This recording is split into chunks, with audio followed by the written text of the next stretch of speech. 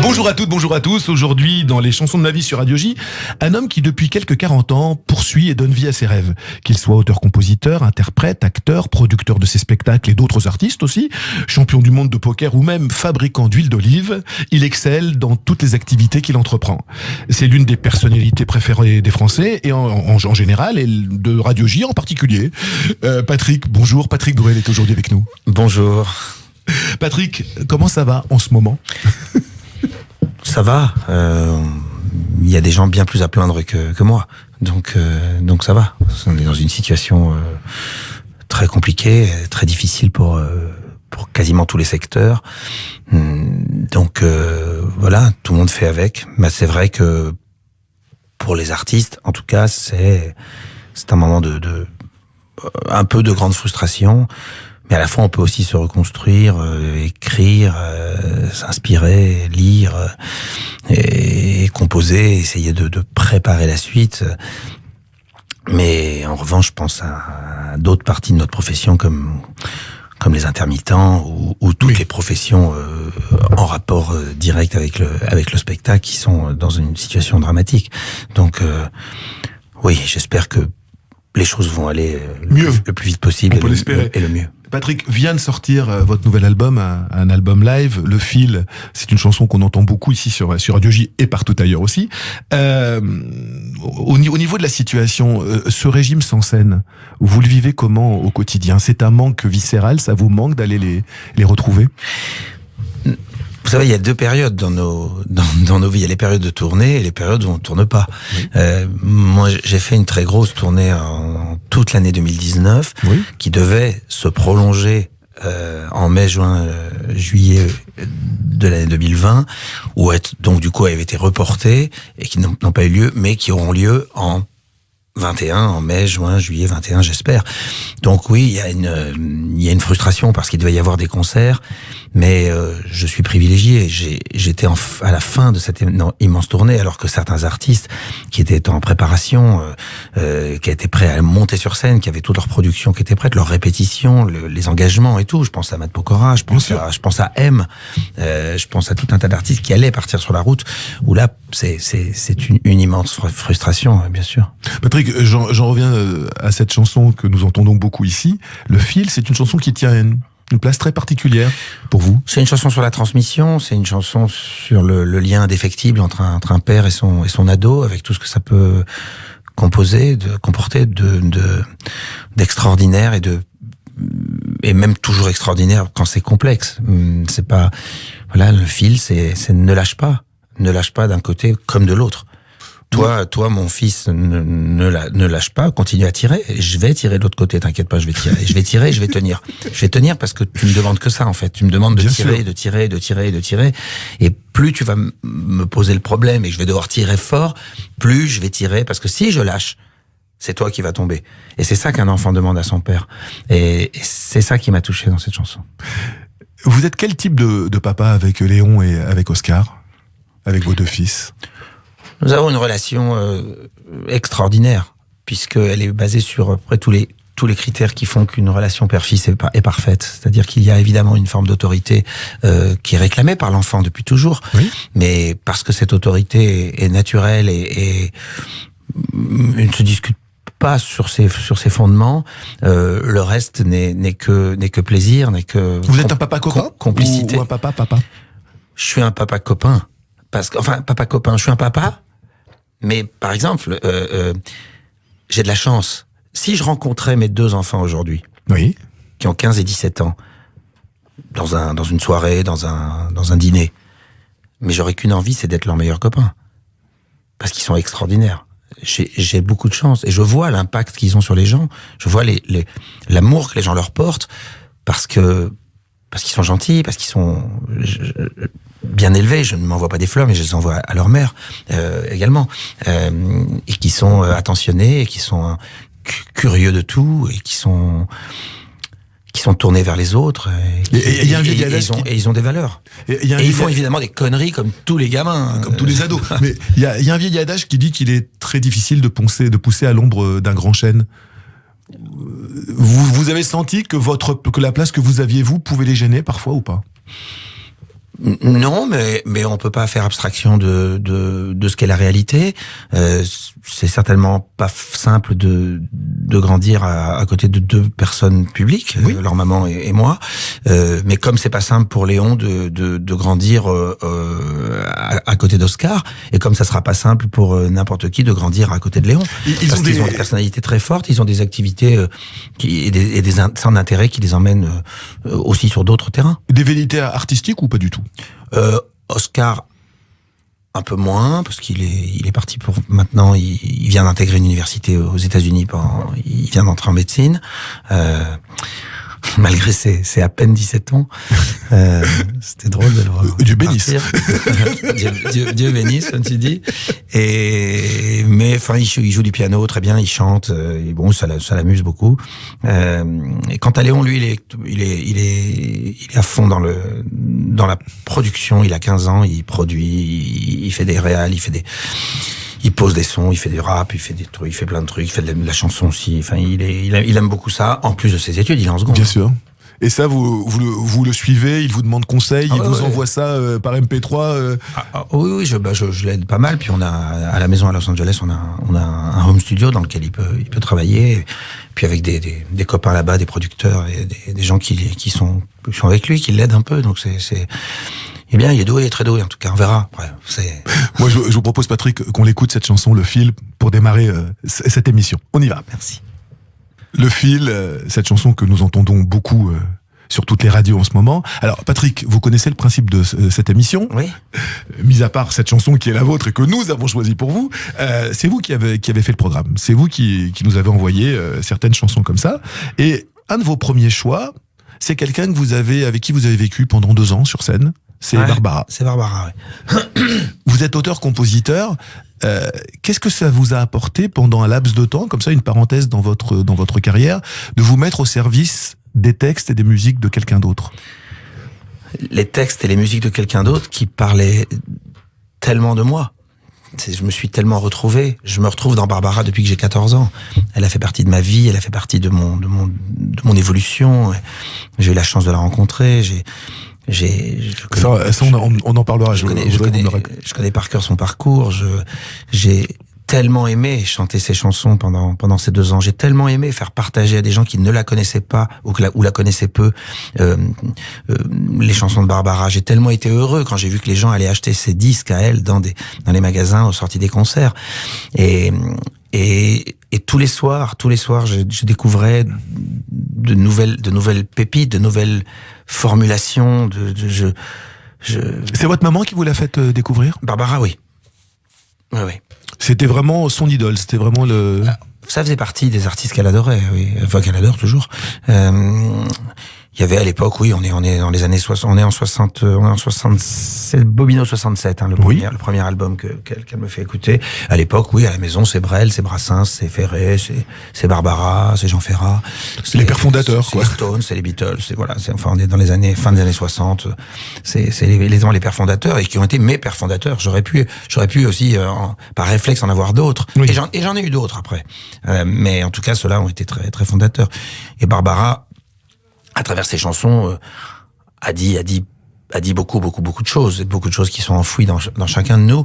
Vous connaissiez en écoutant ces chansons les périodes les plus sombres de sa vie? Vous les deviniez déjà? Non, pas quand j'étais jeune et que je les écoutais, puisque on aimait ces chansons et de manière filigranique, on ressentait quelque chose, mais on ne savait pas. On savait pas que les 5 chansons de Barbara étaient liées à cette relation incestueuse avec son père. Donc ça, on le découvrira que dans ses mémoires.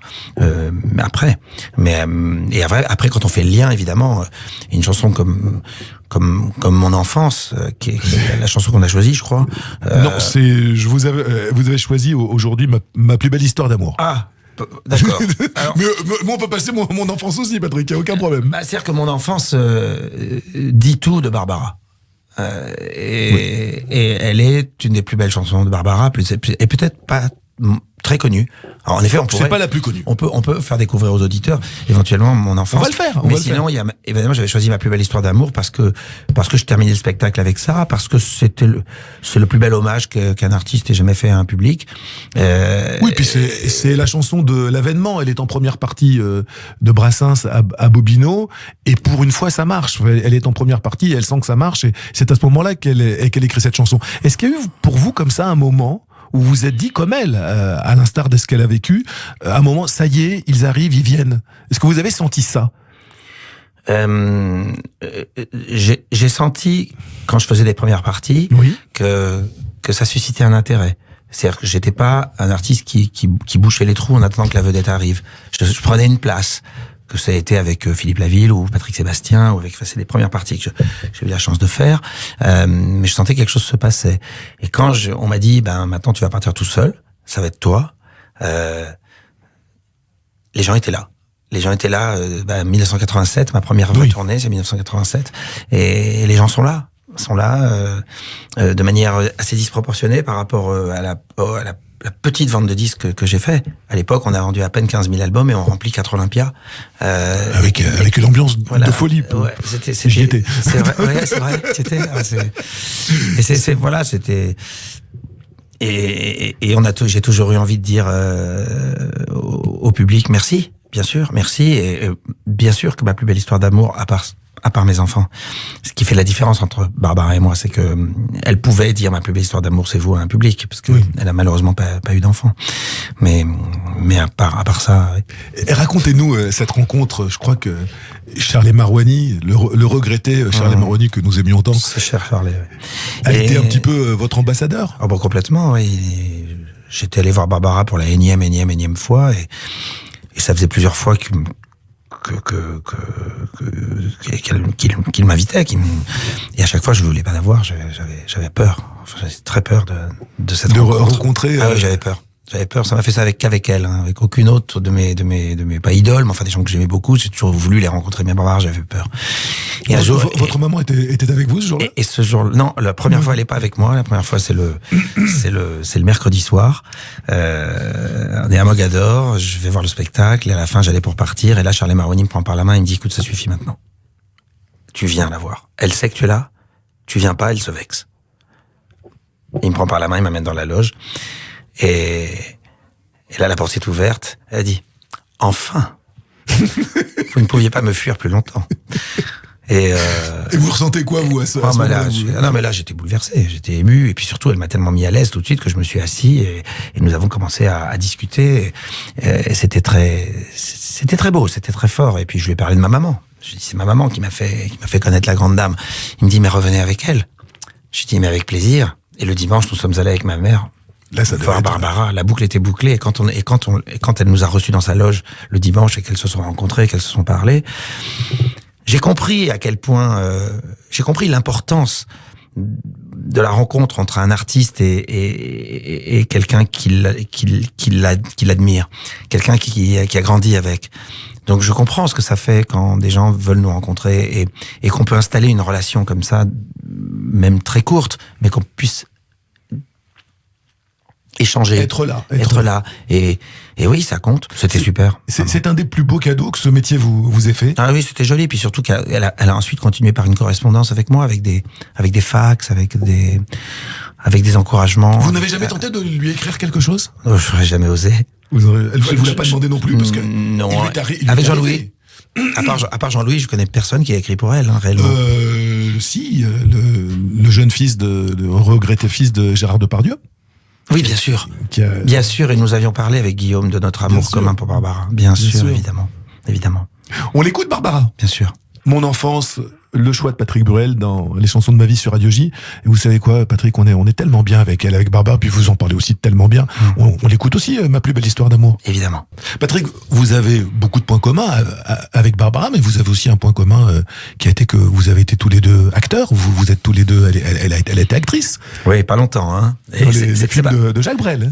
Dans France, avec Brel, et puis la pièce de Remo Forlani, Madame, en 69, qui est un échec cuisant et qui va remettre beaucoup de choses en question chez elle, et qui va lui qui va demander qui va lui faire sortir quelque chose. Et ce quelque chose qui va sortir, c'est l'Aigle Noir en 70.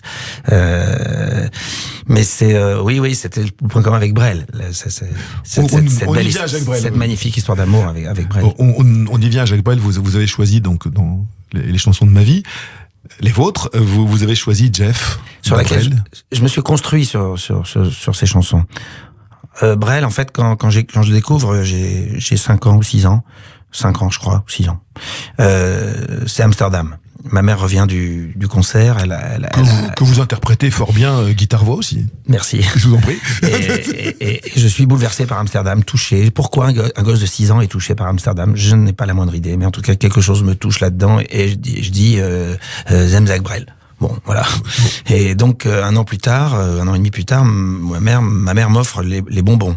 Elle se dit, tiens, Jacques Brel, chanson un peu pour enfants, les bonbons. Très bien. Et moi, les bonbons m'emmerdent complètement. Enfin, la chanson m'intéresse pas du tout. Vous passez à côté. Ah oui, non, mais je m'en fous, en fait. Et je tourne le disque. Et derrière les bonbons, il y a Jeff. Et je pense que c'est le disque qui est le plus souvent passé sur une platine d'un appartement. Je sais pas s'il est pas passé 1000 fois. Ma mère devenait folle.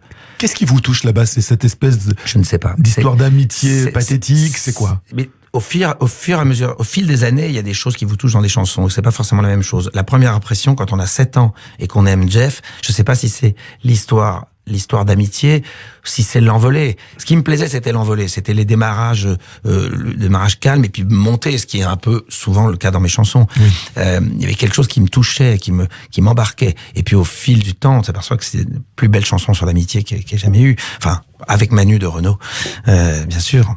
Et puis je m'amusais à chanter ça. Et quand j'ai commencé à faire des concerts, c'est vrai, pendant ma première tournée, je chantais Amsterdam. Oui. Et dès la deuxième tournée, c'est-à-dire à mon premier Zénith, je chantais Jeff.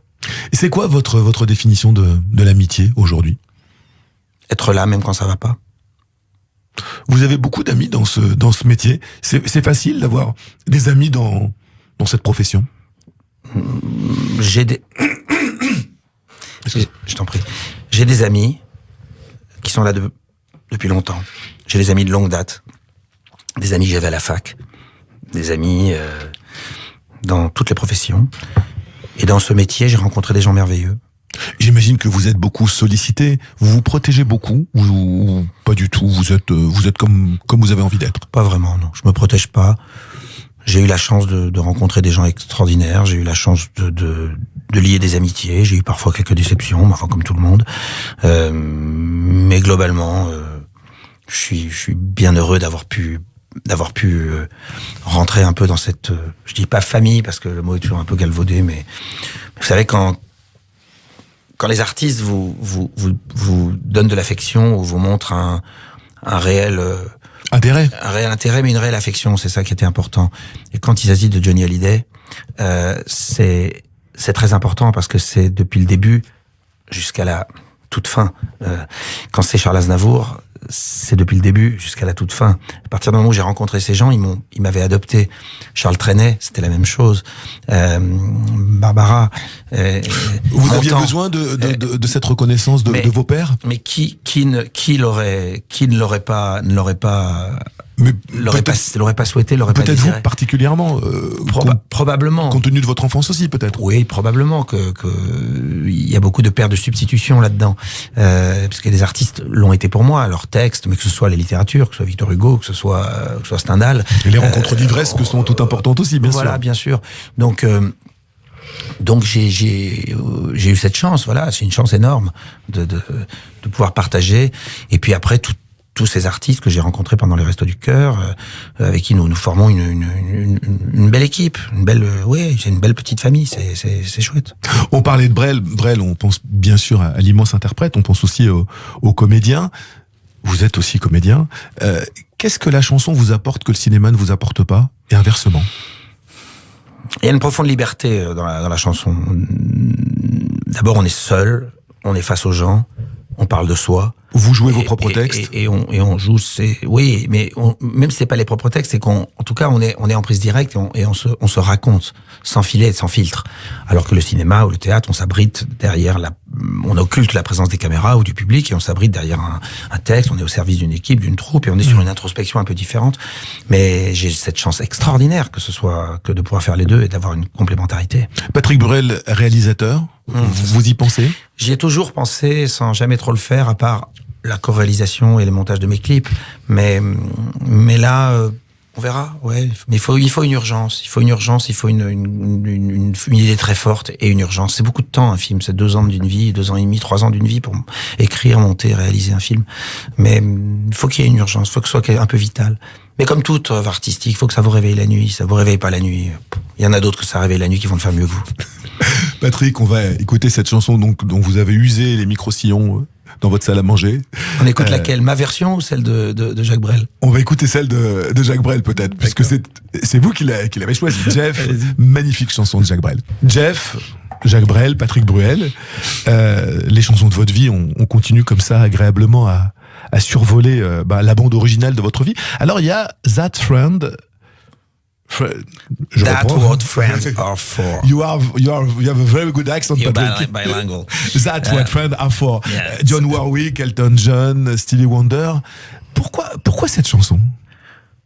Parce que de toute façon, je voulais une chanson de Stevie Wonder. Parce que au moment où Nathalie Vivier, mon attachée de presse, m'appelait en disant il faudrait que tu choisisses 5 chansons, à ce moment-là, la chanson est passée à la radio. J'ai entendu la chanson. Et je me suis dit, mais évidemment, c'est une des plus grandes chansons jamais écrite. Elle est formidable, elle dit beaucoup de choses. Elle est de Burt Bacharach. Et puis c'est une vraie chanson sur l'amitié, une chanson sur voilà à quoi sert la solidarité, voilà pourquoi on est là. Je crois que c'est une chanson, je pense que c'est pour la lutte contre le sida. Contre le sida. Tout à fait. Chanson de Burt Bacharach. Burt Bacharach en plus. Quand même. Voilà. Et l'Amérique, c'est un peu, tout a commencé pour vous là-bas. New York, 79 à 81, pendant 2 ans, j'habite là-bas, je me construis complètement. C'est là que vous rencontrez quelqu'un qui va compter pour vous, un certain Gérard Prescuric. Voilà, la rencontre avec Gérard et l'envie de faire des chansons ensemble, l'envie de faire des choses. On devient amis, on devient frères, et on se quittera jamais. Et on fera des très très belles choses ensemble, très belles choses. C'est un immense artiste et un très grand auteur et compositeur. Et quel regard vous avez eu là sur les récents événements, ces élections américaines? Ça vous a inspiré quoi? J'étais sur place. J'ai partagé ça avec le monde entier. Ça m'inspire rien de très, ni dans un sens ni dans l'autre. C'est-à-dire que Biden soit élu. Ça va faire plaisir à beaucoup de gens, c'est que Trump s'en aille, mais je ne sais pas si Biden représente toutes les qualités qu'on attend d'un président américain. Vous voulez dire que l'opinion publique a été un peu manichéenne là-dessus? On a fait de toute façon, depuis quelques années, les votes américains, les élections américaines ou même un peu partout ne sont plus des votes pour, mais des votes contre.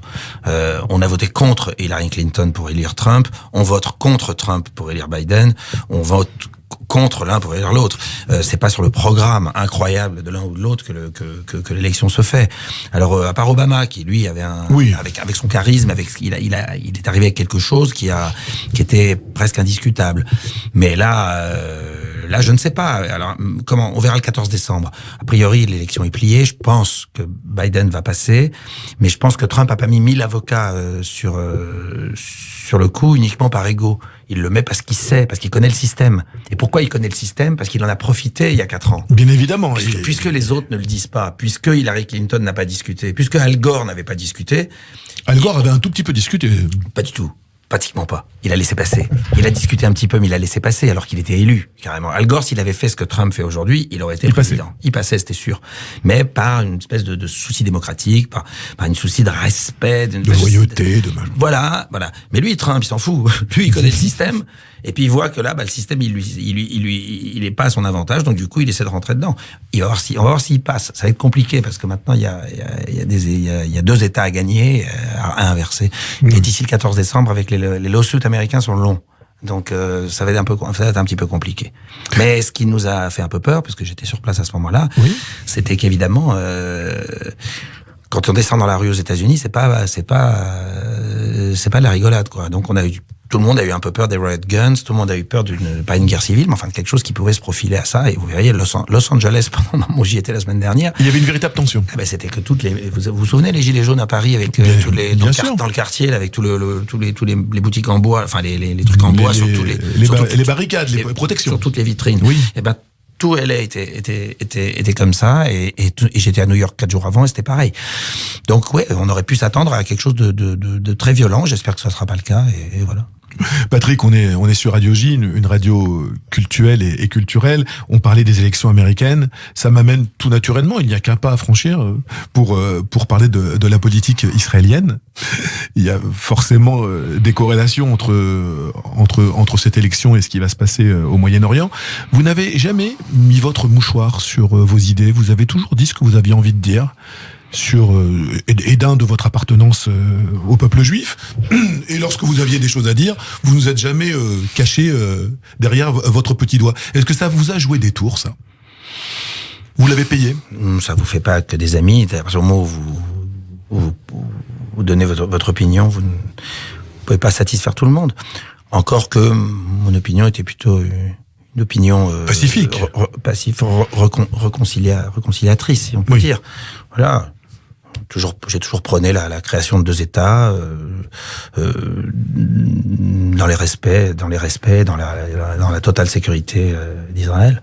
Voilà. Mais j'ai toujours prôné cette et je crois toujours. Vous avez toujours chanté la paix, vous avez toujours chanté la solidarité. Non seulement vous la chantez, mais vous la faites. On est en pleine période de Tzedaka. Ça évoque quoi pour vous? On est dans la période de la Tzedaka, qui est un moment très important pour nous. Je devais faire un concert le mardi 17 à l'Espace Rachi parce que cette année nous ne pourrons pas faire le Palais des Congrès. Bien sûr. Donc j'avais pensé que c'était pas mal de faire des concerts dans des petits lieux avec des prix de place très élevés. Et je tiens à le dire. Et ça s'est rempli en 2 heures, que ce soit pour Gad Elmaleh ou pour moi, parce que tous les deux nous faisions un spectacle. Oui.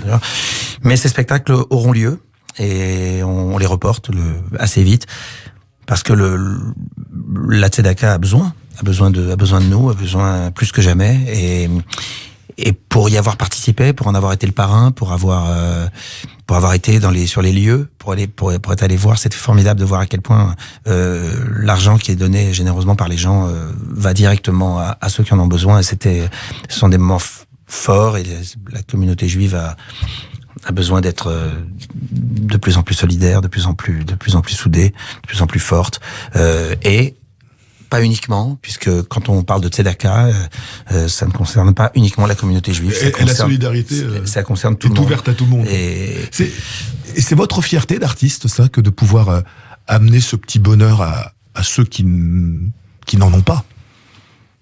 C'est la fonction de l'artiste pour vous, c'est la fonction ultime de l'artiste. C'est la fonction ultime de l'être humain, d'essayer de faire le bien autour de lui. Oui. Et nous, artistes, avons ce vecteur merveilleux, et il faut l'utiliser. Bien sûr que c'est formidable de se sentir qu'on fait du bien, mais pas uniquement qu'on est artiste. Vous savez, de donner la main à quelqu'un, ou l'aider à traverser une rue, le prendre par l'épaule, l'accompagner, grimper 4 étages pour sauver un enfant, aider une femme à accoucher dans le métro.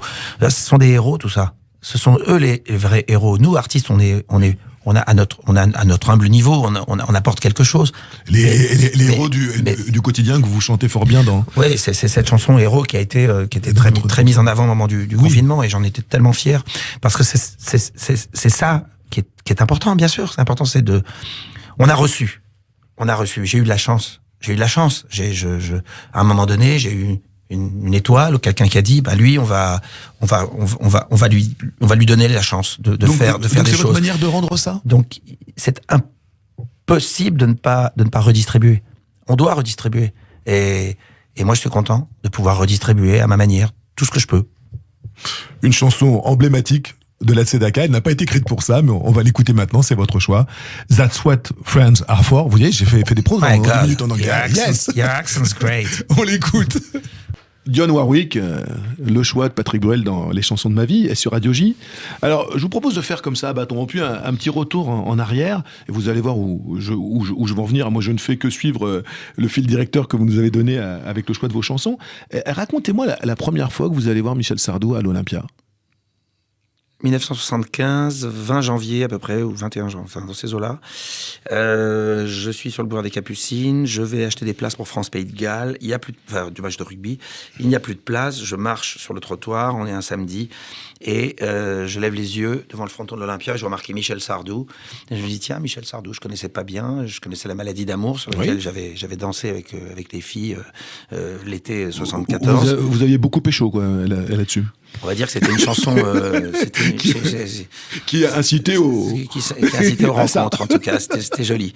Et un type devant me voit, il dit j'ai une place en trop, est-ce que vous voulez me l'acheter? Je sais pas pourquoi. Je dis j'avais pas pris les places pour le rugby, j'avais de l'argent que ma maman m'avait donné. Je dis bon bah ok. J'ai appelé ma mère, j'ai dit je vais aller voir un spectacle ce soir. Et elle me dit qui? Je dis Michel Sardou. Il y a eu un blanc, il dit ah. Mais Barbara et Michel Sardou, le prisme était... le prisme était surtout qu'à l'époque j'écoutais Led Zeppelin et j'étais passé vraiment au rock moi à ce moment-là. Donc elle a pensé que vous étiez un petit peu fatigué ce soir-là. Non, mais ma mère étant comme évidemment les chiens font pas de chat et cet éclectisme vient aussi d'elle. Elle dit ah bon d'accord. Et quand je suis rentré, elle m'a dit alors. Je dis bah alors c'est dingue. Elle dit, je dis alors c'est dingue. Mais pourquoi dingue? Je dis parce que ce gars a une emprise, un charisme sur le public et une manière de se présenter. Enfin, c'est incroyable. C'est incroyable. Il me dit, est-ce qu'il chante? C'est un peu parfois. Je dis oui, il y a des chansons qu'on peut aimer au plus ou moins. Mais quand il chante sa maman dans une nouvelle chanson, parce qu'il venait juste de l'écrire. D'ailleurs, il l'a chanté 2 fois dans le spectacle. C'était drôle, il doublait la chanson. La fille aux yeux clairs. Magnifique texte de Claude Lemel. Un chef-d'œuvre. Je dis quand il parle de sa maman, quand il parle des vieux mariés, quand il parle voilà. Et puis après, il parle des Ricains, il parle de la France, il parle de voilà. Et il n'avait pas encore écrit cette chanson sur la peine de mort. Enfin, je suis pour. Qui n'était pas sur la peine de mort, justement. C'était sur la loi du talion, ça n'avait rien à voir. Mais voilà, et puis voilà. Et puis ce grand artiste, donc, me donne envie d'être sur une scène. Ça me donne envie. C'est la première fois. Ça me donne... j'avais déjà vu Charles Bois, j'avais déjà vu Reggiani, j'avais déjà vu Barbara, mais j'avais aimé... Mais j'avais pas voulu être. Sans vous projeter. Voilà. Et ce mois de janvier 75, j'ai regardé la scène de l'Olympia en bas à la fin du concert où la salle se vidait et je me suis dit, moi, un jour, je serai là. Et 12 ans plus tard. 1987. C'est pas long, finalement. Hein. Non. 75-87, c'est pas long, 12 ans. Hein. C'est très rapide. Ça va vite. Hein. Et 12 ans plus tard, je me suis retrouvé sur cette scène. 4 soirs de suite à guichet fermé. Ouais. C'était dingue. On s'y attendait pas. Hein. On s'y attendait pas. On avait fait une campagne de pub qui était tellement marrante. Oui, je me souviens, la campagne, il y avait marqué comment je m'habille pour l'Olympia. Et j'étais en caleçon sur les murs de Paris. C'était quand même très en avance, cette histoire. Et puis une semaine après, j'étais dans des tenues complètement invraisemblables. Et non, ça avait été. Vous l'avez raconté, cette anecdote, à Michel Sardou? J'imagine que vous avez eu l'occasion. Oui, bien sûr. J'ai eu le plaisir d'aller le voir très souvent et de chanter avec lui, de partager des moments. C'est un chanteur qui me touche beaucoup. C'est un immense artiste et qui a beaucoup d'humour, qui a beaucoup de recul sur lui-même, sur son histoire, sur sa relation à l'image, aux médias, à la presse, à ce qu'il a pu faire, ce qu'il a pu dire, ce qu'il a fait. Il est très brillant. Quand il a fait un Ruquier il y a quelques années, je ne sais pas si vous vous souvenez, il a été absolument brillant, absolument brillant, une grande intelligence. Et puis il y a une chanson de lui qui me touche particulièrement et que j'ai chanté un soir pendant un concert de cette tournée et que j'ai mis dans le DVD. Oui. Parce que c'est une chanson sur la transmission. Le fauteuil. Il était là. Le fauteuil. Ça s'appelle Il était là ou le fauteuil? Ça s'appelle Il était là. Ça s'appelle Le fauteuil. C'est vrai? C'est déclaré sous le titre. Non. Il était là. Il était là, entre parenthèses, le fauteuil. Parce que tu me sais, parce que sur les crédits de notre disque, on a marqué Il était là. Il était là, entre parenthèses, le fauteuil. Un magnifique texte qu'il a co-signé avec Pierre Delanoë. Avec Delanoë, bien sûr. Magnifique musique de Jacques Revaux. Mais oui, c'était l'équipe. Hein. C'était l'équipe. Sardou, Delanoë et Revaux, c'est énorme. Le meilleur est là, quoi. Mais il y avait aussi Bourter. Plus tard, il est arrivé plus tard. Ce que Bourter écrit plus tard pour Sardou, c'est magnifique. Ce qui compose plus tard, oui, c'est mais Revaux, c'est la symbiose. Et cette chanson, elle vous touche parce que vous vous voyez en train de parler aussi à vos fils. On en a parlé tout à l'heure avec le fil. Je les ai enchaînés cet été. J'ai enchaîné le fil et il était là. C'est une manière de parler à son enfant. Il était là, le fauteuil, on l'écoute ? Bien sûr. Il était là dans ce fauteuil. Hop. Mon spectateur du On est bien en temps, ça va ? On fait encore un plateau ? Comme ça on est à 45 ? Ça te va, Patrick, t'es pas trop à la bourre ? Ah non, pas du tout, moi je peux partir à 12h15, prends ton temps. On peut finir à 15, je trouve ça génial comme émission. Moi. Bon, ben, merci monsieur. Merci beaucoup. J'adore écouter les chansons, c'est dommage, parce qu'il y a une émotion après. Oui, là, si on faisait ça, on terminait La Providence. C'est une merveille, cette chanson. Une merveille. Hop. Allez, au Brésil. On part au Brésil. Brasil. Allez, on y va. Patricia. Patricia. C'est fou. T'en passes vite. On y va. Il était là, le fauteuil. C'est une chanson qui a un titre. Alors, il était là, c'est le titre, et entre parenthèses, le fauteuil. Je suis allé vérifier sur le site de la SACEM, la Société des auteurs, compositeurs. De toute façon, c'est un terrain sur lequel je lutterai jamais avec toi, frère. Jamais. Non, elle est magnifique, cette chanson. Elle est magnifique. Patrick, on part un petit peu sur faire une petite escale au Brésil maintenant. Bien sûr. Ça manque un peu de soleil. Là, il fait un petit peu froid ce soir. Le Brésil, tu as choisi Chico Buarque. Le Brésil, c'est une très très grande partie de ma vie. C'est une rencontre extraordinaire quand j'ai 17 ans avec une jeune fille qui s'appelle Patricia. Patricia, qui a 15 ans, qui arrive dans une soirée où je suis en train de jouer de la guitare. Elle arrive, je vois cette fille rentrer, elle a une guitare, elle me regarde, elle prend sa guitare, elle se met en face de moi, elle se met à jouer avec moi. Et à un moment donné, je m'arrête, elle se met à chanter et je tombe amoureux en 10 secondes. C'était une merveille. Elle m'a fait découvrir toute la musique brésilienne. Oui. De Vinicius de Moraes à Simone, à Maria Bethânia et à Chico Buarque. Et Chico Buarque, quand j'entends Que Sera, avec Milton Nascimento, oui. Parce que c'est vraiment c'est très important parce que cette version-là est la plus forte. Je suis bouleversé. Et je vais te dire un truc qui est marrant, c'est que c'est la première adaptation que j'ai faite. En fait, quand j'entends la chanson, je dois avoir... Attends, on est en 76 exactement. Mais tu savais pas qu'il y en avait déjà deux adaptations ? Il n'y en avait pas encore.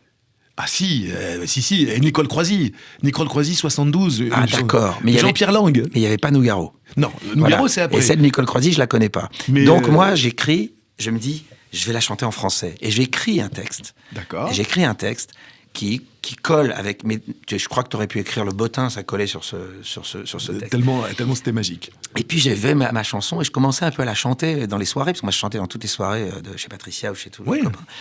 Et puis un jour, Nougaro sort, tu verras. Et là tu te dis merde. Et là je fais... Ah non, c'est pas juste. Et la version est merveilleuse. Et ensuite, Lavilliers va s'inspirer énormément sur saxophone, évidemment. Mais ce qui est très étonnant, c'est que la version de Nicole Croisy, qui s'appelle Tout ce qui est deviendra, elle est passée en télé. J'ai retrouvé des émissions de Jacques Martin. Ah, d'accord. Taratata de Jacques Martin, parce que le premier titre de Taratata, c'est Jacques Martin qui l'avait trouvé. Sur France 2, sur Antenne 2 à l'époque. Et cette chanson a été un vrai succès radio. Ah, d'accord. Et ça n'a pas gêné Claude Nougaro, qui a décidé de la... et surtout, il a eu raison, puisque moi, qui étais déjà friand de chansons, et je connaissais cette chanson en brésilien par cœur, et je ne savais pas qu'il y avait une autre version avant celle de Nougaro. Et Patricia, donc, tu la retrouves pour les besoins d'une émission de télévision, je crois ? Patricia, je la retrouve... après, je ne l'avais pas vue depuis 6 ans, et je la retrouve face à moi, dans un écran, en duplex, le soir de cette merveilleuse émission de Patrick Sabatier, Avis de recherche, dans laquelle tous mes copains viennent, pour laquelle on écrit avec Bruno Garcin, Place des Grands Hommes. C'est un moment magnifique, bouleversant. Elle est en face de moi, elle a sa guitare, on va chanter ensemble en direct, parce que tu t'en souviens, ce moment est fou. Et à la fin, j'ai envie de prendre l'avion de 23h pour Rio. Et là, Sabatier me dit, je crois qu'elle a quelqu'un. Il faut peut-être pas y aller. Il est grand, il est baraqué, voilà. Il fait du catch. Et on va. Non, mais c'est ça, c'est que je ne sais pas où elle est dans sa vie. Et ensuite, j'écris Décalé. Et quand j'écris Décalé et que je vais pour l'enregistrer à New York, je lui donne rendez-vous à New York. Je lui dis, viens faire la voix sur Décalé. Et elle a failli venir. Et elle a envoyé une lettre de 3 pages en disant si je viens, je vais pas retourner au Brésil, donc j'ai une D'accord. vie, j'ai un truc, et finalement c'est. Donc vous avez chanté décalé tout seul. Non, avec des choristes. non, avec Marisa Correa, Oui. qui va devenir Trio Esperanza, qui va suivre là, parce qu'elles sont en tournée avec moi, et c'est Mick Lanaro qui va leur proposer de faire. Qui va les produire ensuite. Voilà. L'amour, c'est votre principale source d'inspiration? C'est ce qui vous fait écrire le plus? Non, enfin, c'est ce qui fait écrire 80% des chansons en général. Je suis aussi pas mal sur des choses sociétales. Quand on prend mon dernier album, il y a Louise, une chanson sur le harcèlement sur le net. Il y a Héros, évidemment, dont on a parlé. Il y a Ce soir on sort, une chanson écrite au lendemain des attentats. Qui est magnifique. Il y a... Enfin, voilà. Et puis, à côté de ça, il y a Où l'amour est un fantôme, ou des chansons. Oui, bien sûr. L'amour prend une place, forcément. Mais et j'imagine qu'avec le temps, on évolue. Quel type d'amoureux vous êtes aujourd'hui?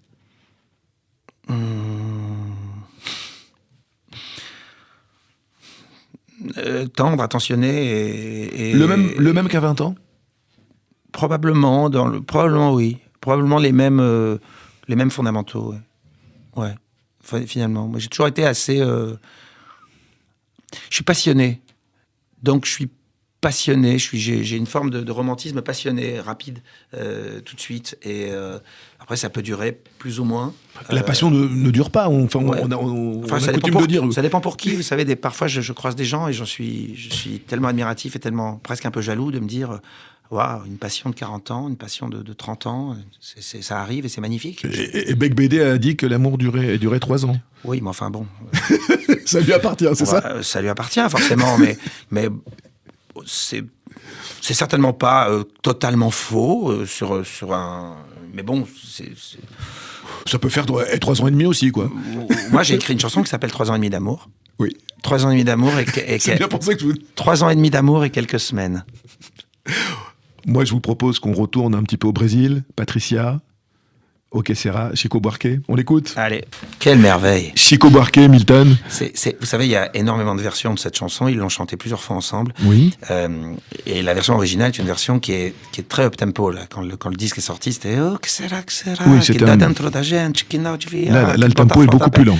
Et là, on avait envie d'avoir les versions plus lentes. Alors, il y a une version de Chico tout seul au Zénith à Paris, en public, oui, qui est splendide, où il modifie un peu les harmonies, qui est splendide. Et cette version, c'est, je pense, la plus belle, parce que le fait de la chanter avec Milton, enfin, qu'ils la chantent tous les deux, ce que je dis dans ma chanson, je fais semblant, à un moment donné, quand je parle du Brésil de Milton, oui, tout le monde me demandait, mais c'est qui ce Milton, c'est quoi? Je dis, c'est Milton Nascimento, qui est un des plus grands artistes brésiliens. Mais c'est vrai qu'il y a une sensualité là, dans cette version-là. Puis on vous voyait partir, là, vous étiez en train de chanter.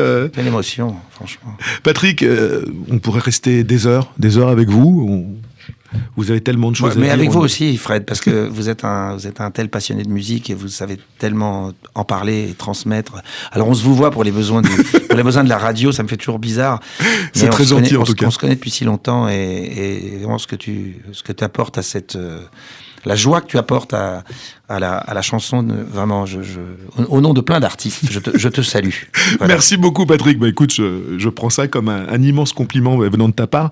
Et j'ai dit en commençant, en te présentant, c'est toujours compliqué de trouver 3 phrases pour démarrer l'émission. J'ai dit que voilà, quelques 40 ans que tu poursuis tes rêves, que tu donnes vie à tes rêves. C'est quoi le prochain rêve de Patrick Bruel? Là, on a tous le même rêve, hein, c'est de repartir sur les routes. C'est de pouvoir continuer, c'est de pouvoir être là le plus longtemps possible pour voir mes enfants grandir. Et c'est de... Alors de vivre, après, quoi. Alors après, il y a des phrases qui ressemblent un peu à des phrases de Miss France, mais c'est vrai, si cette planète pouvait aller un peu mieux... C'est une jolie phrase de Miss France, ça. À tous les niveaux. Hein. C'est vrai, c'est une phrase de Miss France. Je l'aime bien, je la garde, celle-là. Non, mais c'est vrai. Après, non, mais c'est vrai. Si cette planète pouvait aller mieux... C'est-à-dire que quand tu tournes la tête à droite, à gauche, un peu partout, c'est une tragédie, quand même. Restons sur la phrase de Miss France, si ça t'embête pas. On termine là-dessus. Merci, Patrick, à bientôt. Fred, merci. Et plein de bonnes choses. Merci à tous, merci à toute l'équipe. Merci beaucoup.